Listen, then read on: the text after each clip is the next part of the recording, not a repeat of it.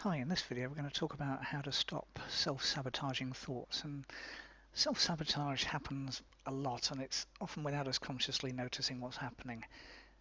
We can do it in lots and lots of subtle ways. In fact, most of us are past masters at it, and it can be just the subtle not sure about it, or I'll do it tomorrow, with the procrastination, self-sabotage excuse. All sorts of different ways you can do it.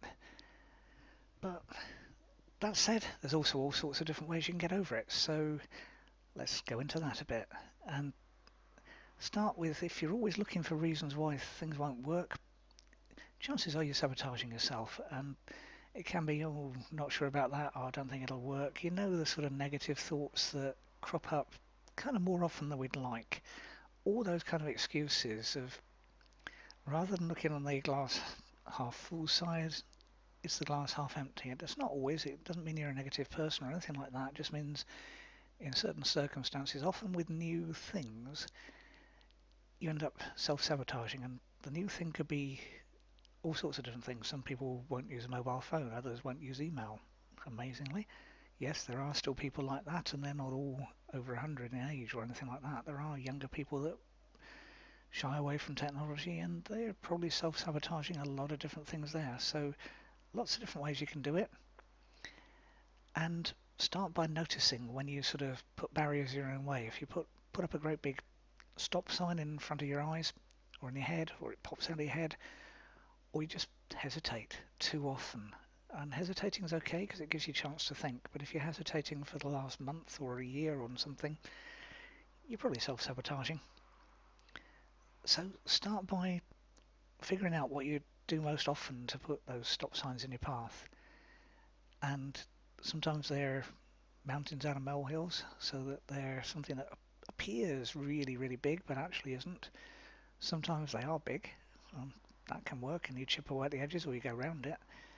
But work out what you're doing most often, because if you're like most people, there's a thing called the Pareto Principle, the 80-20 rule, and that works in all sorts of areas of life, and that includes self-sabotage. It's the things that you do most often because they're the ones that you can work on most. If it only happens once in a blue moon, it's going to happen. But if it happens 5, 6, 7, 8, 9, 10 times a day or an hour, then you can do something about it. You can identify it for starters, because if it happens once in a blue moon, you're not going to figure it out. But if it's happening regularly, either you or an honest friend will help you work it out what it is. And then once you've figured those out, and don't pick all however many patterns it happens to be, if it's 5, 10, 20, 100, whatever it is, don't pick all of them, because the bucket list approach doesn't work. Pick one of them, and gradually over time swap those patterns for more positive ones as often as you can manage. You probably won't manage 100% of the time because no one's perfect, but if you can do it, even the trigger amount seems to be 50%. So if you can catch yourself and over half the time change it, that's enough to be on a tipping point. It's like a seesaw. But even if you only do it once, or 10 times out of 100 or whatever, it's better than zero. So go for it. And again, don't put a self-sabotaging thought of, oh, I'm never going to do that in the way, because chances are it's probably at least crossed your mind by this stage. So swap out one or more patterns, but go one at a time and go for the little ones, not because they're going to do life-changing things necessarily. What they will actually longer term, but the thing with a small thing is it's quite easy to change it. There's not too much resistance. If I ask you to sort of hold your breath for slightly longer, yeah, you can do that.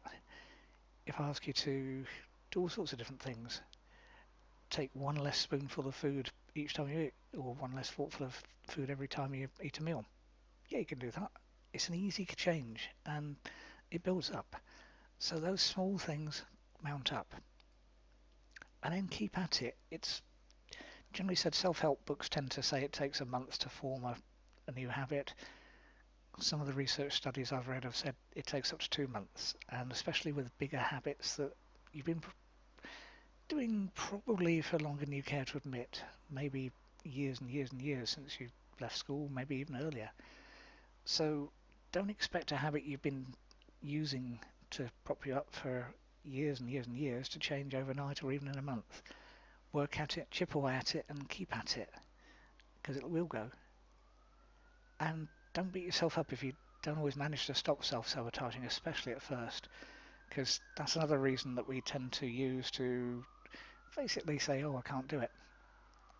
Because if it doesn't work at first, think about it. When you were a child, when you were learning to walk, or you watch a toddler learning to walk, they don't stand up the first time and start pacing around the house, fortunately. It takes time. And it's exactly the same with anything else. The thing is, we've unlearned that as we got older. Kind of odd, but that's what we do. We think we're older and wiser. In practice, we're just older. Sometimes wiser, but often not. And self-sabotage, exactly the same. So don't beat yourself up because you don't get it right 100% of the time. As I said, the tipping point seems to be 50%, but even if you start at 10, it will starts the ball rolling. It's a snowball rolling down a hill. It starts small, gets really, really big. And the same with stopping self-sabotaging thoughts. You can get rid of small ones fairly easily. The bigger ones will take time and effort to get rid of, but they will go gradually. If you'd like more help, there's a link below this video. It's a hypnosis track, because that will get inside your mind and help you get inside your mind in a good way, and it'll help you get rid of self-sabotage, or at least reduce it. And reducing is as good as anything else, so go for it. Give it a try. Don't sabotage the idea. Go for it. Just do it before you give yourself time to think and put the negatives in the way. Okay, thanks for watching.